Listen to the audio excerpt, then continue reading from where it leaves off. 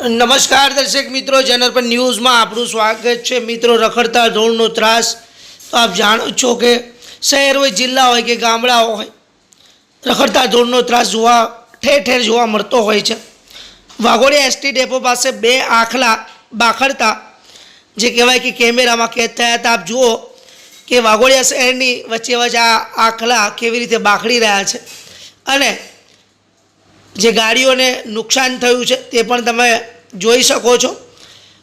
આ આખલા બાખડ્યા અને જે કહેવાય કે રખડતા ઢોર માટે વાઘોડિયા જે પાલિકા દ્વારા પશુપાલકો સાથે મિટિંગ કરવામાં આવી હતી કે ભાઈ હવે શુક્રવાર સુધીની મોહલત આપવામાં આવી છે, તમે તમારા ઢોર ઢાંખરને વ્યવસ્થિત જગ્યાએ બાંધી અને એને ચારો આપી અને જે કંઈક ગુજરાન જીવવા માટે પશુ પણ જરૂરી છે, પરંતુ આવી રીતે જાહેરમાં બાખડે કોકને જાનહાનિ થાય તો ઘણું નુકસાન પહોંચાડી શકે છે અને જાનવર છે એટલે એની રીતે જ રહેતું હોય। આમ પાલિકા દ્વારા પશુપાલકો સાથે મિટિંગ કરવામાં આવી હતી। બાકી આપ જોઈ શકો છો કે આ બે આખલા જે બાખડી રહ્યા છે, જો કે સદનસીબે કોઈ જાનહાનિ થઈ ન હતી, પરંતુ લોકોમાં ભય વ્યાપી રહ્યો હતો અને જે આજુબાજુમાં જે આવેલી ગાડીઓ હતી એ ગાડીઓને નુકસાન થયું હતું।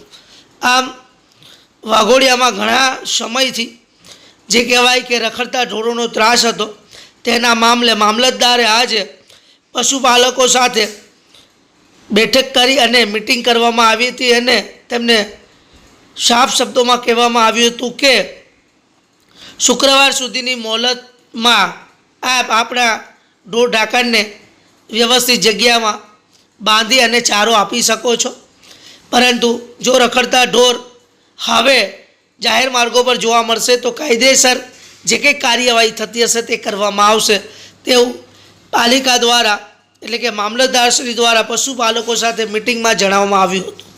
બાકી રખડતા ઢોર રોડની બિલકુલ બાજુમાં જ આ રીતે બાખડી રહ્યા છે અને ત્યાં પસાર થનાર વાહન ચાલકો પણ ભયભીત થઈને જતા હતા। જોવાનું રહેશે કેટલી જલ્દી રખડતા ઢોરોથી વાઘોડિયાને મુક્તિ મળે છે। Bureau report Pankaj Vasava, Waghodia bureau chief.